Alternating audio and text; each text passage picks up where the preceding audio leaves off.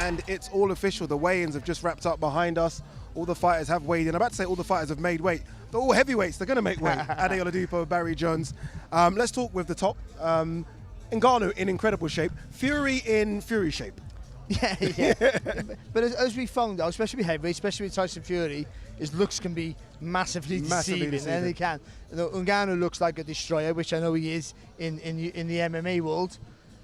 But all muscles don't always help you out in boxing. You have to sometimes be lighter on your feet, and certainly Tyson Fury is. You know, he can hold his feet and put some power, and he can get on his toes. He can dance like a middleweight. Yeah, I asked you the question yesterday. I'm going to ask you again. What chances does Ngannou have? Have you changed your mind a little bit in 24 hours? And what I mean is, as your percentage gone up, it was 0% yesterday. Yeah, has it gone to 1? No, it hasn't. No, you have to say, we always get this out there to cover yourself. They're big guys, so anything can happen with big guys. I understand that, but this would undoubtedly be, for me, the biggest upset in boxing history. By far. Of course, it's got to be, because you've got a guy who's never boxed before. Yeah. He's a real novice of the sport. Up against clearly the number one in the division. Okay, then would it be an upset then if it went 10? Yes. Yeah. But it would only be.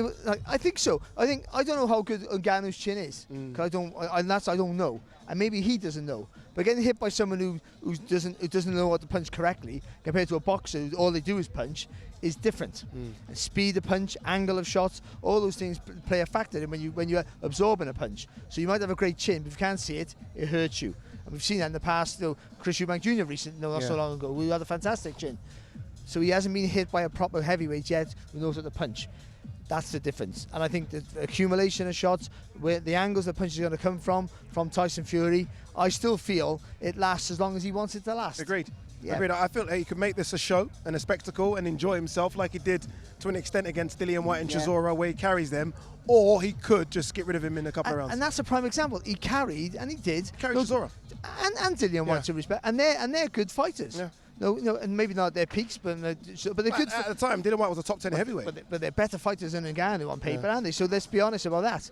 But I think he will drag it out a bit. I think he will want to entertain. He will. You know, he's an entertaining guy. That's his whole ethos, isn't it? I want to. You know, he does it with his mouth, with his actions outside the ring, and he tries to entertain in the ring. He used to be defensively minded. Now he's more offensively minded. So I think it's all about trying to impress the crowd. And I think he will put on a show. I think he will do the whole. He won't not like Ali, but he will do a bit of a shuffle. You'll wind his arms around. You get all that sort of poking his tongue out.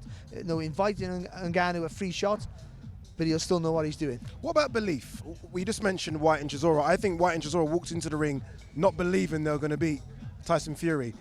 It could be crazy, but I think Ngannou genuinely, and I've spoken to him for the last couple of weeks, he genuinely believes he's going to beat Tyson Fury. There was a change with him yesterday, I thought, at the press conference, and you saw it again at the weigh-in. Even though he's shaking everyone's hand, his eyes are different. Yeah. And he was looking at Tyson. When they went head-to-head, he was looking at Tyson. You just see, I don't know what was being said, and not much probably, but you could see the look in his eye. He was looking him up and down, and they're joking about grabbing the fat of his belly, but you could see he was thinking, I'm going to run right through you. Honestly, I think, like what many have done, he almost looks at Tyson's physique, and I think he looks, you can't beat me. You look at Tyson's belly and you go, I'll whack him right round that midriff and he's done.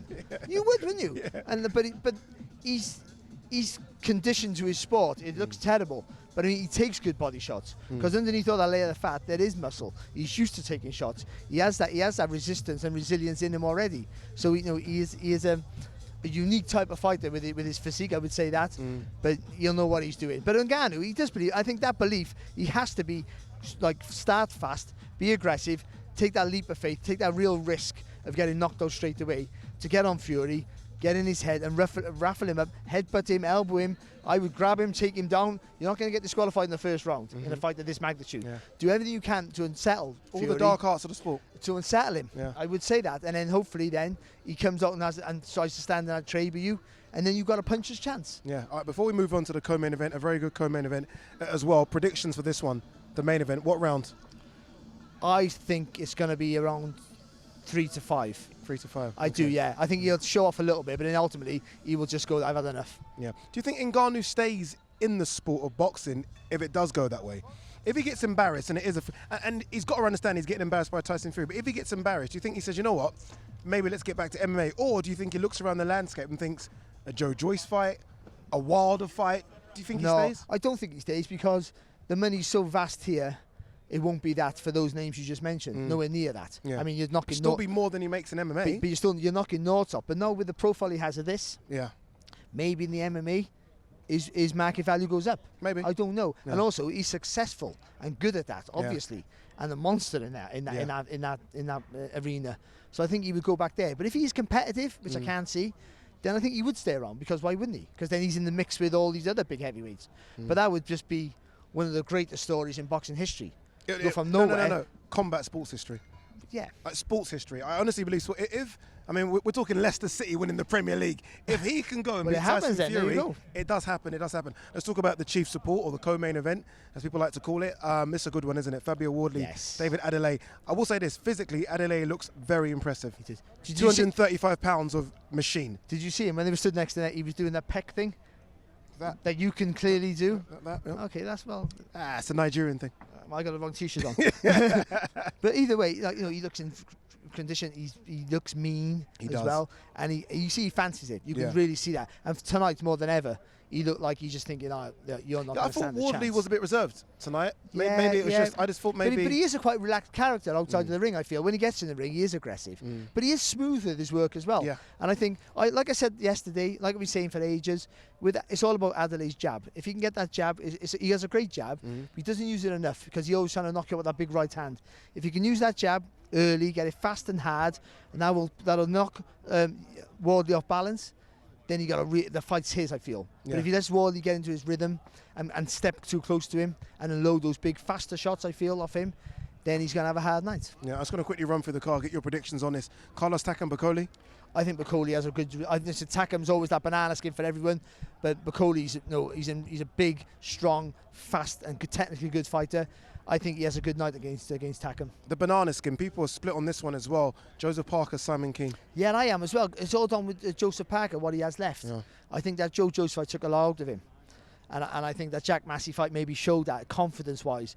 What you're hearing from the gym is all great, but I'm not quite sure. He's never done a huge puncher for that division. He had fast hands. The energy doesn't seem quite there. I'm not quite sure. And against Keane, who's hittable, but strong, very and strong. Heavy-handed himself. Physically, he looked really big yeah, as well. and if you can't keep him off you, you're gonna have a hard night. I do fancy Parker, but I wouldn't be shocked if it goes the other way. I feel like if Parker does lose, then it could be that for Parker in the top tier of heavyweights. I think that's almost becomes a gatekeeper. I think so, because Keane's nowhere near that level yet, and Parker, then it's hard to sell him. Yeah. He becomes a gatekeeper, and I don't think you would want to do that, because he's been a world champion, and he's the loveliest guy in boxing, almost one of them. He really is just a lovely guy. You wouldn't want to see him fall down that trap. Yeah, so much of a mix of heavyweights here. We got guys coming right at the end and guys right at the beginning. Moses Tama is one of those guys, 18 years of age, and someone that everyone thinks, I think, will be a world champion.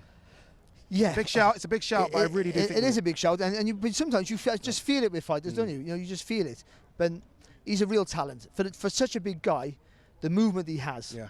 No, it's nothing like Tyson Fury, but but in that sense, for big guys, they shouldn't be able to move like that. The angles he can get, he can switch hit. He moves around the target beautifully well, and he's aggressive. But I would say there's no rush with him. They're all trying to rush this 18-year-old, beat Mike Tyson's record. Just if you get there, great. They did that with Huey Fury, didn't they? Well, and look what happened. And the wheels come off, and bless him. And he was a good fighter, and he still maybe is. But with the time, you've got lots of time to build him into a real solid product. And then if they do that and match him right, then yeah, I think you're right. I think he has the potential and a real good shout for being a world champion. All right, Battle of the Baddest. It's weird because that's the title that's always been with boxers, right? Mike Tyson had that title for so many years. All of a sudden, MMA guys have come and they said, 1 second, we're the baddest. We're going to find out tomorrow who is the Battle of the Baddest, who is the king of the ring. Is it Tyson Fury? Is it Francis Ngannou? Make sure you join us on DAZN tomorrow for all the action.